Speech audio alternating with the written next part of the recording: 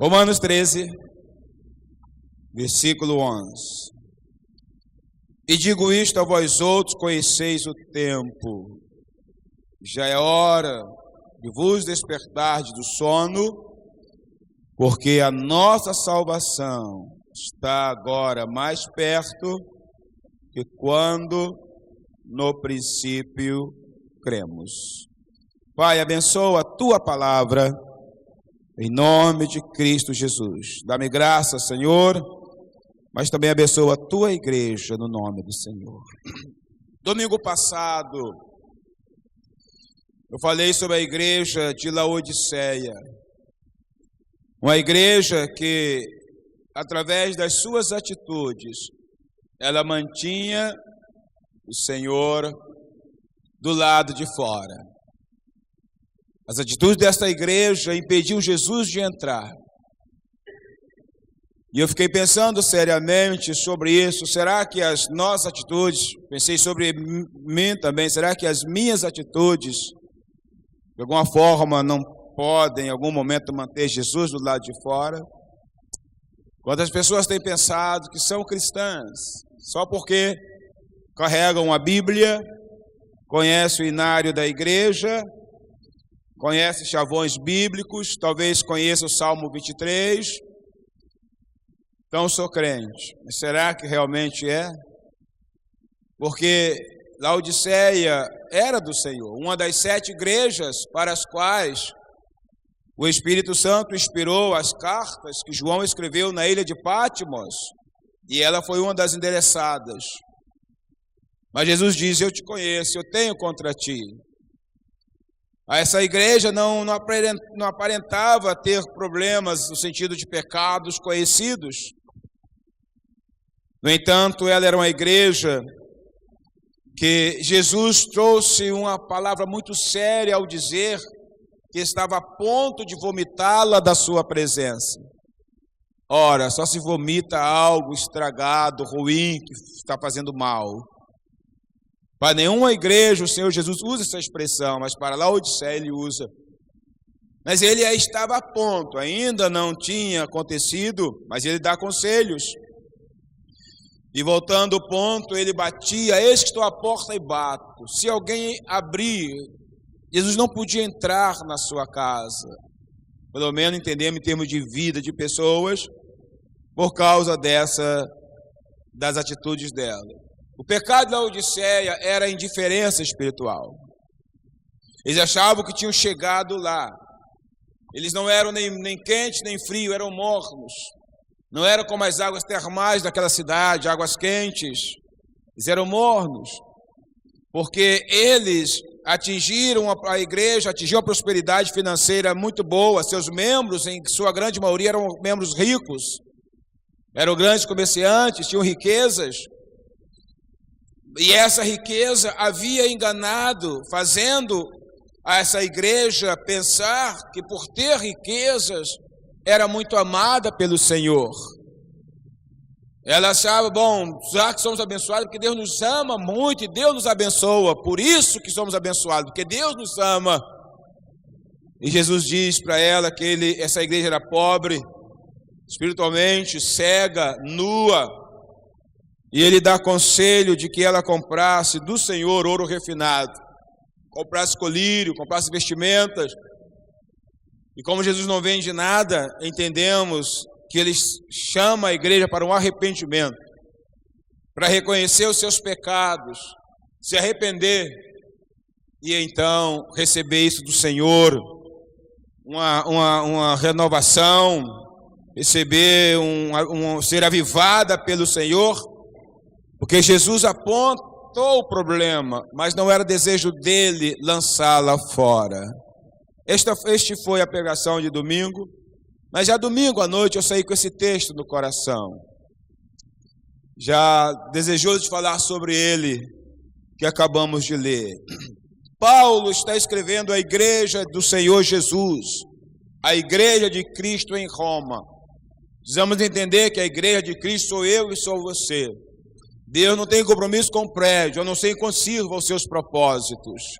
Ele destruiu o templo de Salomão, Se você lê ali os profetas maiores, principalmente Jeremias, que é o mais, que fala mais claramente, pois ele se viu no meio de todo o tumulto que se levantou contra Israel. No período de Josias, ele viu Israel ser invadido pela Babilônia, ele viu o povo ser massacrado e ficando assim os mais pobres da terra. Mas ele viu que o povo, nos seus pecados, corriam para o templo e diziam: templo do Senhor, porque eles achavam que o templo iria protegê-los da invasão estrangeira. E Jeremias deixou claro que não, que o templo não protegeria ninguém, que o templo seria destruído. E eles perseguiram Jeremias porque achavam absurdo Deus destruir o templo, porque muitas vezes nós damos muito valor ao que achamos ser sagrado, mas esquecemos que para Deus é algo relativo. Esquecemos da nossa própria vida. Paulo está falando, portanto, para a igreja em Roma.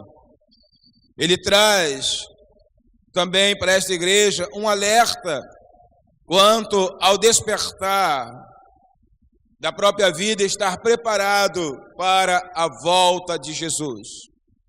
Ele fala claramente no versículo 11, acompanhe novamente: eu digo isto a vós outros, conheceis o tempo, já é hora de vos despertardes do sono. Glória a Deus. Até aqui, glória a Deus. Paulo não está falando com meninos ou crianças na fé. Ele está falando a uma igreja madura que havia sido alcançada pela graça do Senhor, que havia experimentado transformação de vidas, que tinha depositado a sua confiança e a sua fé em Jesus Cristo. Porque o que ele usa, já é hora de despertar. Então, entendemos que eles perderam aquele vigor inicial, perderam o zelo. Eles viviam numa sociedade dominadora da época, Roma, e tudo que você possa imaginar de pecado, de luxúria e outras coisas mais, existia em Roma. Roma tinha tudo que nos dias atuais, em escala muito maior, existe. E esses irmãos haviam sido alcançados pela graça de Deus, haviam sido libertos, transformados, perdoados, curados, libertados totalmente. Estava adorando a Deus. Há alguns questionamentos se Paulo chegou a estar em Roma, e se foi ele quem abriu esta igreja, mas me parece que não foi ele. Ele esteve lá um tempo depois, mas alguém abriu essa igreja, talvez um discípulo dele começou um trabalho lá. Eu só sei que essa igreja havia sido alcançada, esse povo, mas eles haviam perdido a força. Eles estavam agora como que dormindo para a realidade da volta de Cristo. Eles estavam voltando aos pecados antigos. Você vai ver com mais clareza que Paulo fala de coisas que só se atribui a quem não teme a Deus, mas ele está falando para a igreja. A gente precisa ler as cartas paulinas a partir do livro de Romanos e entender claramente que elas são totalmente doutrinárias, se aplicam à igreja de Cristo. As cartas de Paulo não são evangelísticas, elas são doutrinárias. Deus usa Paulo para dar direção à igreja. Deus usa Paulo para organizar a recém-criada, nascida igreja pelo Espírito Santo. Portanto, a partir de Romanos, essas cartas não têm a ver com quem não conhece a Cristo, mas com quem conhece. Fala de pessoas que voltaram atrás, pessoas que voltaram ao erro, pessoas que voltaram ao vômito. Pedro fala sobre isso também. Tiago fala claramente. tanto Pedro, aos autores das epístolas, todos eles escrevem à igreja. Judas, todos eles escrevem para a igreja.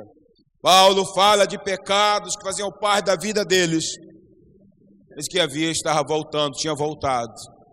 Por algum momento eles perderam aquele vigor.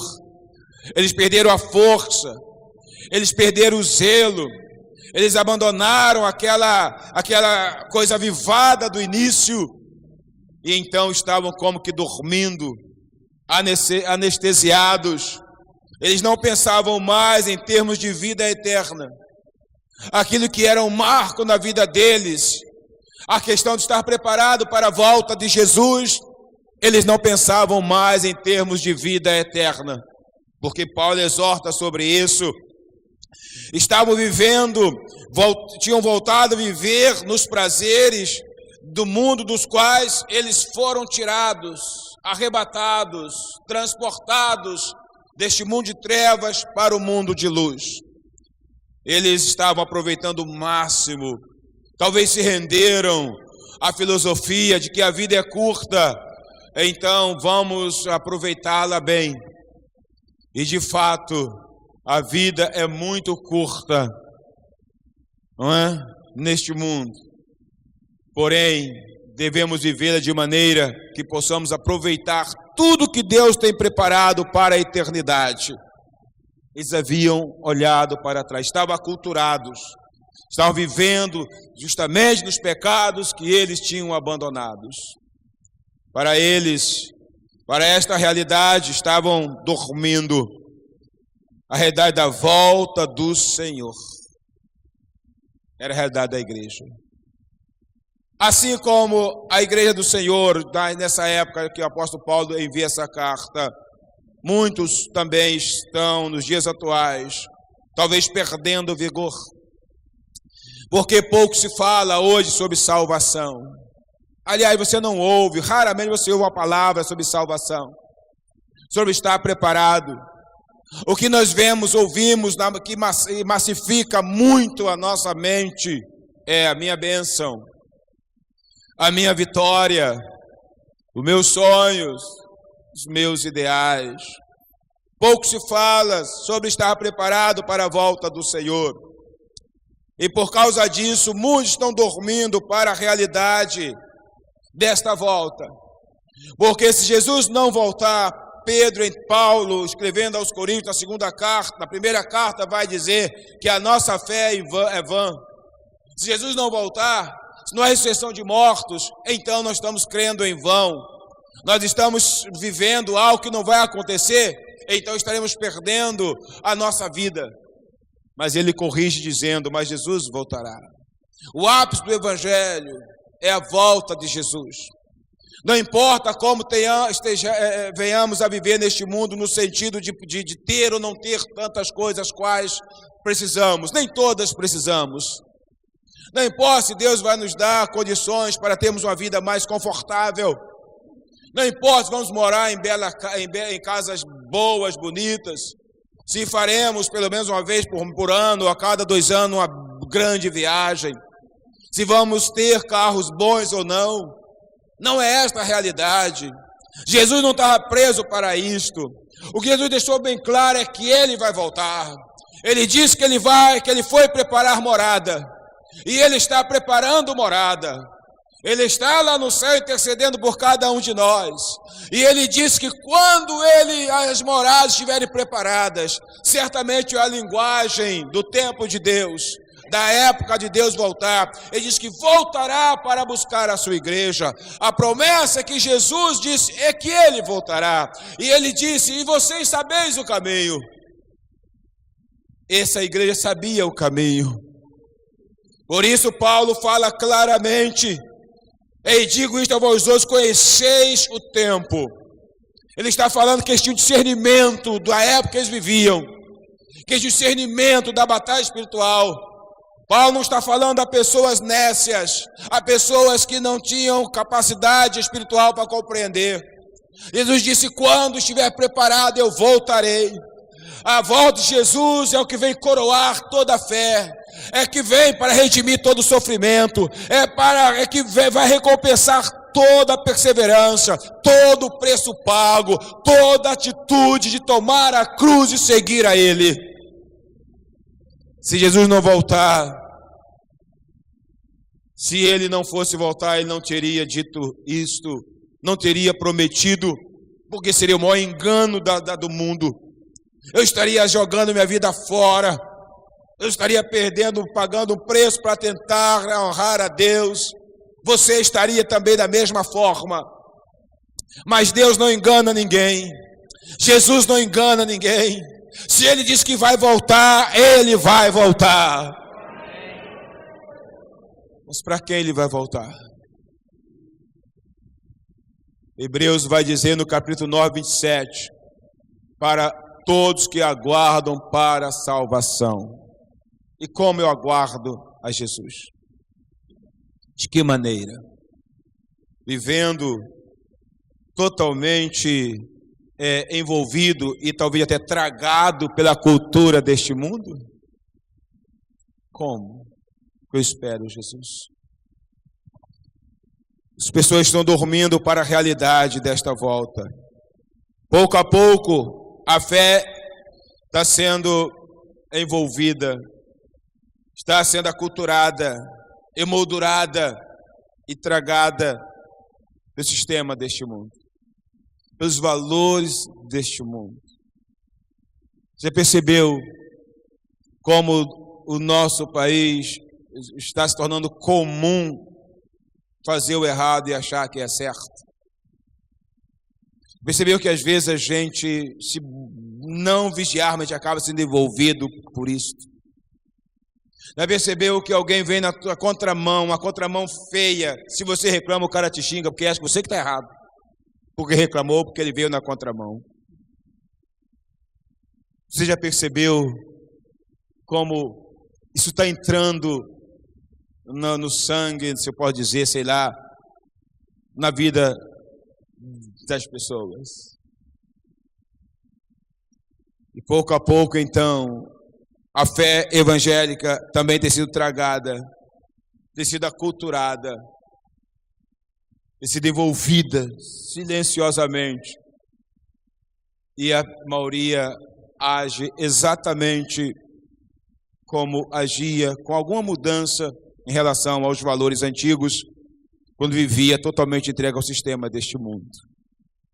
Nosso evangelho hoje é de ter.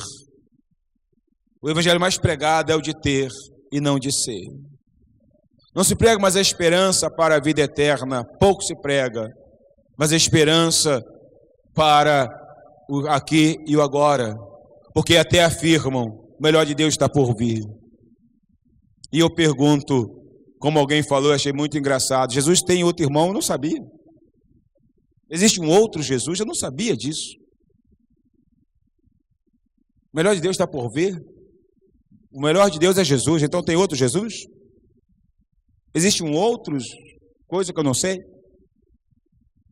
E nós começamos a viver inquietos, começamos a viver insatisfeitos com o que Deus tem nos dado, começamos a sonhar coisas grandes que perdemos a visão celestial do céu, perdemos a visão dos apóstolos, que viviam e perdiam muitas coisas e até aceitavam como espólio o rapto, melhor dizendo, me perdoe, de seus bens, porque eles diziam, nós temos bens maiores, e nós estamos perdendo esta visão maravilhosa, esta graça maravilhosa. Estamos deixando ser levados pelo evangelho de que você precisa ter para ser feliz, que você precisa ter coisas materiais para ser feliz, e a visão do servir a Deus, ou a visão de honrar a Deus, a visão de ser um servo cheio de frutos está sendo perdida. Muitas pessoas se sentem felizes porque Deus respondeu sua oração naquilo que ela queria, mas se não responde, então passou o evangelho de possuir. Por isso a maioria mede as bênçãos de Deus pelo que possui, pelo que tem. Mas não é isso que a Bíblia ensina. Precisamos entender que há uma promessa para as nossas vidas. Aos poucos, a questão da salvação está sendo deixada para se pensar no final da vida. E olhe lá. E olhe lá. Quando já estivermos gastado bem nosso vigor físico, nossa saúde, nossa força, nossa juventude, nossa capacidade de raciocínio, de força, de subir o morro, de ir às esquinas, de falar, nós estamos deixando isso para o final da vida, quando certamente não faremos nada, porque nossas forças não nos permitirão, com exceções, reconheço, mas a grande maioria. Estamos deixando para pensar sobre isto mais tarde. Estamos abraçando, como a igreja de Roma, talvez estejamos nos cansando de pagar um preço. Mas o Espírito Santo está sempre nos chamando. Paulo diz que eles devem despertar do sono. E ele diz a razão, continuando o versículo, porque a nossa salvação está agora mais perto do que quando no princípio cremos. Glória a Deus. Se Jesus não estiver voltando, mas você está indo. Diga ao seu vizinho, se Jesus não estiver voltando para esses dias, mas é certo que você está indo.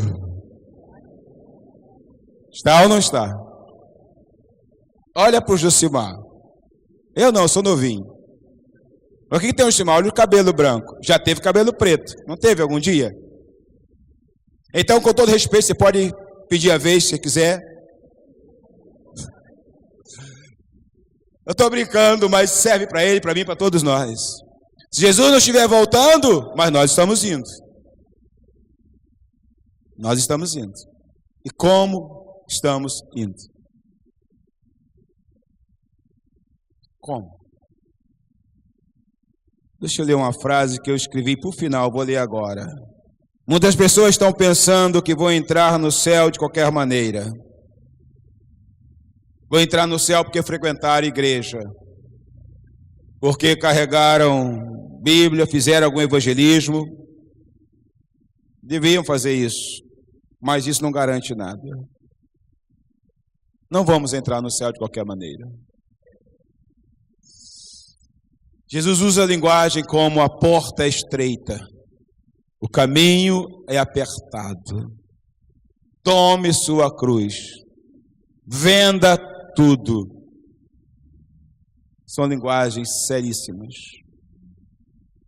Ele não falou que a porta era larga, falou de porta apertada. Eles estavam abraçando a porta larga. Mateus 25, a gente tem um texto que traz uma lição tremenda para as nossas vidas.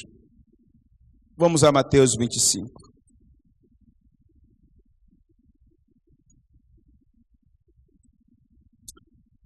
Durante minha vida de cristão, e já se vão mais de 3 décadas, 20 e pouco como pastor, se eu preguei uma vez esse texto foi muito.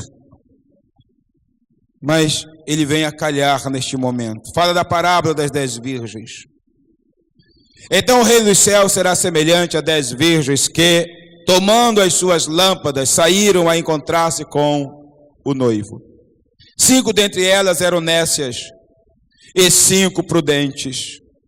As nécias, ao tomarem as suas lâmpadas, não levaram azeite consigo. No entanto, as prudentes, além das lâmpadas, levaram azeite nas vasilhas. E tardando o noivo, foram todas tomadas de sono e adormeceram. Mas à meia-noite ouviu-se um grito: eis o noivo, saía ao seu encontro. Então se levantaram todas aquelas virgens e prepararam as suas lâmpadas. E as nécias disseram para as prudentes: dai-nos do vosso azeite, porque as nossas lâmpadas estão se apagando. Mas as prudentes responderam: não, para que não nos falte a nós e a vós outras, e diante aos que o vendem, e comprai-o. E saindo elas para comprar, chegou o noivo. E as que estavam apercebidas, preparadas, prontas, entraram com ele para as bodas e fechou-se a porta. Mais tarde chegaram as virgens nécias, clamando: Senhor, Senhor, abre-nos a porta. Mas ele respondeu: em verdade vos digo que não vos conheço. Vigiai, pois, porque não sabeis o dia nem a hora. Glória a Deus. Esse texto é maravilhoso. Muitos trabalham em questão de óleo e azeite. Eu acho que isso é muito pouco para a grandeza do texto. Tem coisas mais profundas. A primeira coisa que você observa no texto é que as 10 virgens partiram em condições iguais. Ninguém aqui dessas virgens tinha sobrepuja a outra pessoa. Ninguém tinha privilégios diferenciados. Elas, todas as 10, saíram a encontrar-se com o noivo. Então partiram da mesma condição. O noivo que estava chegando, que aponta para Jesus e a igreja, presta atenção nisso, não pense de coisa errada não, porque aqui fala da Jesus e a igreja, que deve ser como virgem no sentido da sua vida santa para com Deus. Elas saem para encontrar um noivo, então ele vem para as 10, vem buscar as 10. Só que entre elas há 5 que são prudentes. Elas pensam, essas 5, pode ser que o noivo demore, se atrase. Então elas, além do azeite que já tinha na lamparina, elas pegam reservas. As outras não se preocuparam, não se deram ao luxo. Talvez eu até tenham criticado as 5. Para quê? Elas não levaram azeite de sobra e foram para o local de encontro. Mas diz o texto que o noivo tardou, demorou. As 10 foram tomadas de sono, mesma coisa. As lâmpadas estão lá acesas, que a lâmpada precisa estar acesa em qualquer situação, quer comais, quer bebais, diz a Bíblia, fazei tudo para a glória de Deus. Elas dormem. Aí vem o anúncio: eis o noivo, certamente o arauto, e vai à frente. A voz de Jesus será precedida por som de trombetas. As 10 acordaram para encontrar-se com o noivo. E as 10 foram preparar suas lâmpadas. Só que 5, o azeite estava acabando. As 5 prudentes tinham azeite de sobra. Elas colocam o azeite em suas lâmpadas. As nécias, quando percebem o azeite estava acabando, não seria suficiente para encontrar-se com o noivo, que vinha longe ainda. Elas então dizem às prudentes: dá-nos do vosso azeite, para que possamos também manter nossas lâmpadas acesas. Mas as prudentes, porque foram mais prudentes, não foram egoístas, elas eram prudentes, disseram: não podemos dar a você, porque pode ser que a gente fique sem azeite também.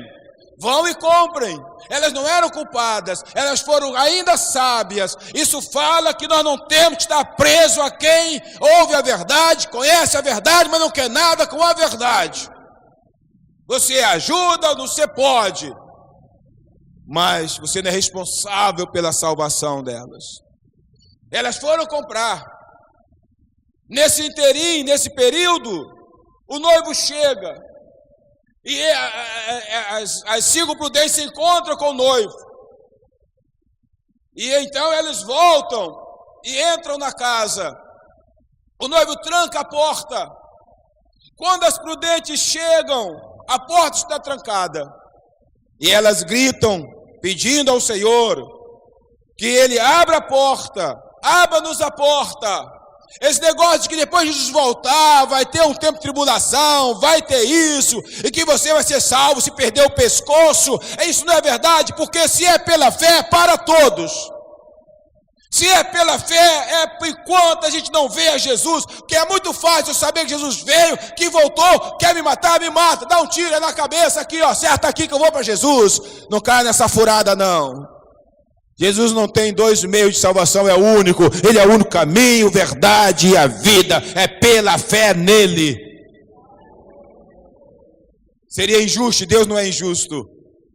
Ele não abriu. Ele disse,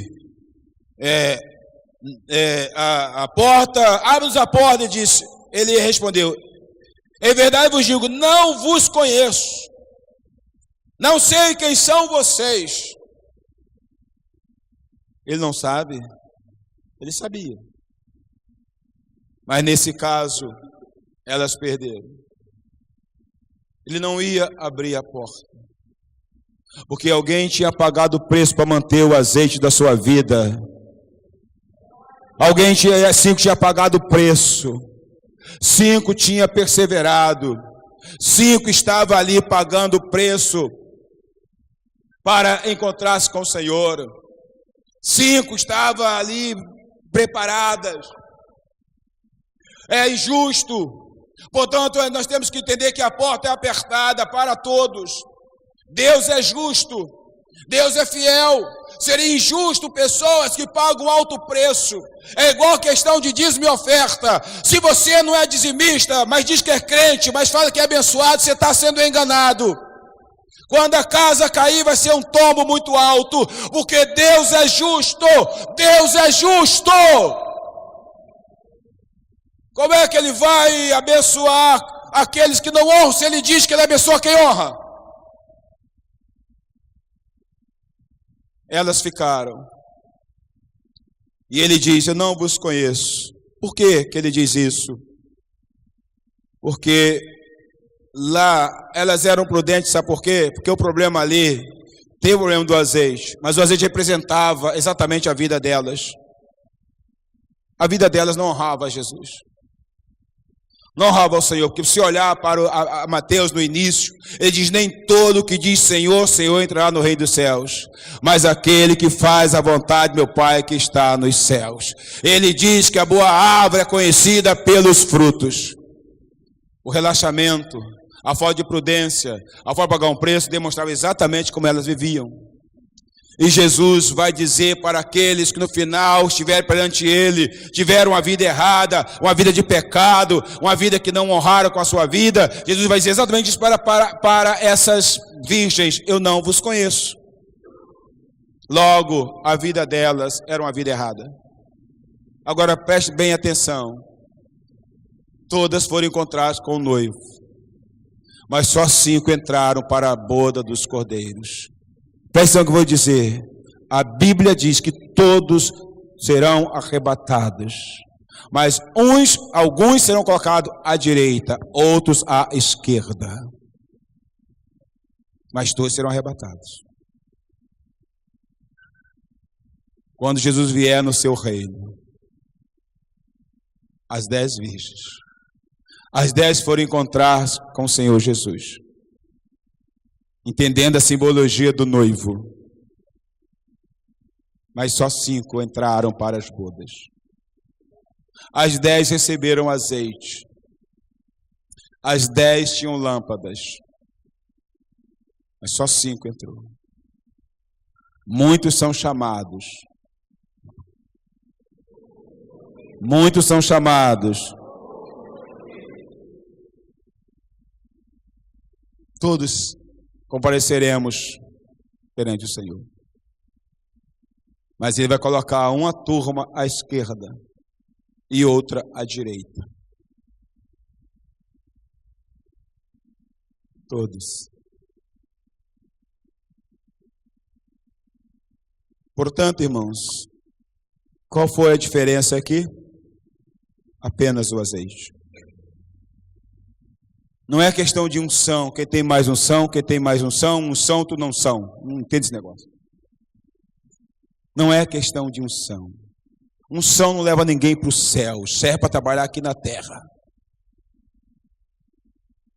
Vida. Preço. Para manter a graça de Deus. Para não dormir. Elas ficaram fora. Quando Deus nos convida, chama a todos nós. Todos nós partimos do mesmo ponto, ninguém leva, não tem aqui uma disputa de treino para saber quem vai largar em primeiro, segundo, terceiro e por aí diante. Não tem corrida de Deus, no Rio de Janeiro não tem isso. Todos. A questão está em como vamos sair ao encontro do noivo. Elas achavam que era suficiente o que tinham, e não é. Precisava ter mais compromisso com o Senhor, precisava pagar mais o preço, precisava renunciar mais, precisava tomar mais a cruz, olhar mais para o Senhor, precisava muito mais. Não foi suficiente, e não é suficiente. Aí volta a palavra, a pergunta de Jesus para a igreja de Laodiceia: vocês são mornos, que eu gostaria que fossem quentes ou frios. Portanto, o fator determinante para que 5 entrassem para as bodas com o noivo e 5 ficaram do lado de fora, foi justamente o preço que cada um estava disposto a pagar. Não foi Deus que colocou de fora, Deus as chamou, elas se colocaram de fora. Elas se colocaram de fora. Glória a Deus. Numa das meditações desta semana, para mim foi uma semana das melhores meditações. Quando eu falei de recomeço, naqueles 6 minutos, eu fiz uma meditação que particularmente eu amei, sobre a mulher de Jó. A mulher de Jó é incrível, porque ela foi tirada, ela mostra exatamente uma pessoa que foi tirada para não sofrer o juízo com os pecadores. Ela foi tirada pelo anjo do Senhor. O anjo veio, expulsou Jó, suas filhas, a mulher, e deu uma ordem: não olhe para trás, vaza, saia, corram. Mas ela é um exemplo de alguém que foi tirado do meio dos ímpios pela graça de Deus, mas acabou perecendo no mesmo juízo que caiu sobre Sodoma e Gomorra. Como é que pode alguém ter sido tirada e ainda assim perecer? Porque ela ficou lá, presa ao passado, olhando. Ela não estava com pena de ninguém, aquilo era o mundo dela. O nosso mundo, em relação a este mundo, como cristão, acabou, irmãos. Paulo diz que nós devemos viver no mundo, mas como se nele não vivêssemos. Devemos estar preparados para, a qualquer momento, ir ao encontro do noivo. Ela é um exemplo clássico de alguém que, pela graça, não por merecimento, pela graça foi removida de não sofrer juízo, mas acabou sofrendo juízo. Glória a Deus. Volte ao texto de Romanos.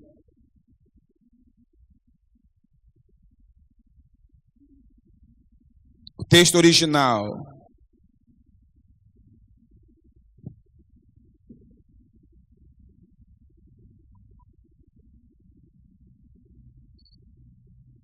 No versículo 12, o apóstolo diz assim: vai alta a noite e vem chegando o dia.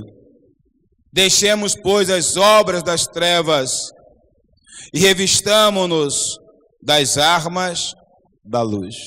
Continuando, o 13, andemos dignamente, como em pleno dia, não em orgias e bebedices, não em impudicícias e dissoluções, não em contendas, ciúmes ou invejas. Mas ele dá um conselho no versículo 14. O que é que ele diz?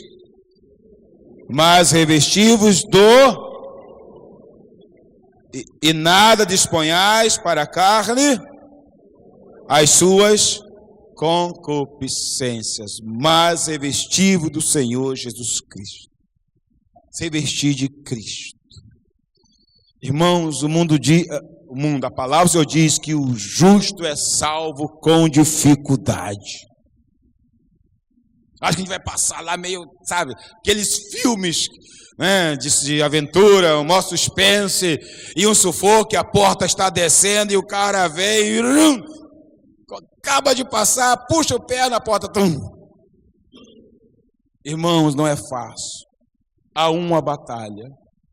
Mas nós somos privilegiados, eu e você, porque fomos alcançados pela graça de Deus. Mas cuidado, você pode adormecer. Você pode relaxar. Olha aqui o que Paulo diz, irmãos. Olha os pecados que ele fala, que nós pensamos que está falando para ímpio. Vai alta a noite, vem chegando o dia. Ou seja, o dia do Senhor está se aproximando. A noite, no sentido aqui, é que o tempo de Jesus está se aproximando. Né? Dizer, olha, já é madrugada, está chegando o dia. Ou seja, em relação ao tempo da volta de Jesus. Ele diz, pois deixemos, pois, as obras das trevas. Ele está falando para a igreja, irmãos.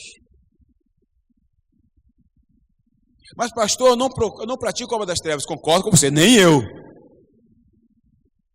Também não pratico. Acho que não pratico. Você tem certeza que não pratica?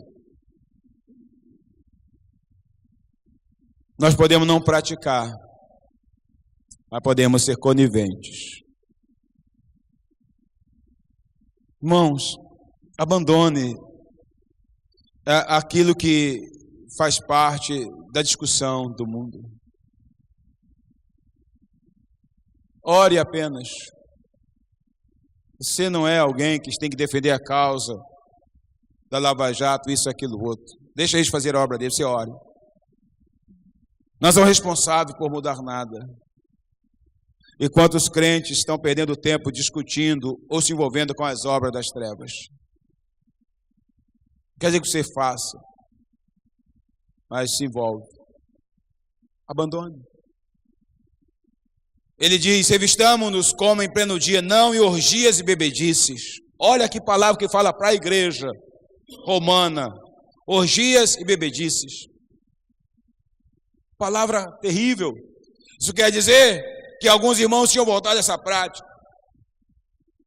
Eu posso, talvez, não viver na prática, mas permito dentro de casa. Abro, talvez, num programa e permito que o mundo vomite as suas nojeiras, suas orgias. Para ser bem claro, seus Big Brothers da vida. Eu não estou lá, mas é como se eu estivesse, porque permito. E ele diz mais, bebedices. Isso aqui, irmãos, cuidado com as festas que você dá e quer agradar alguns amigos. Eu já tive alguma posição um pouco favorável, hoje sou mais contrário. A festa é sua. Você impõe ordem na sua casa. Você pode até agradar. Claro, mas é preciso ter alguns cuidados. Isso apenas faça uma colocação. Ter alguns cuidados. Porque muitas vezes o testemunho fala muito mais alto. Mas eu falo isso com prudência para o teu coração. Não impudicícias. A outra linguagem fala melhor, traz mais clareza, impudicícias, imundícias, coisas assim. Dissoluções, contenda, brigas, ciúmes. Ele está falando para a igreja de Roma. Ele está dizendo, acordem, o dia está próximo. Abandone isso. E, finalmente, se revistam do Senhor Jesus Cristo. Se revistam do Senhor Jesus Cristo. Queridos, fomos alcançados pela graça. Não merecíamos nada, mas o Senhor nos alcançou. Sejamos como as 5 virgens. Paguemos o preço, para que não sejamos embriagados com os valores deste mundo e de repente sejamos apanhados dormentes, sonolentos. Vamos estar atentos, preparados para este grande dia, porque o convite partiu para todos nós, então todos estamos em condições iguais. Que Deus abençoe a sua vida. Em nome de Jesus Cristo. Amém.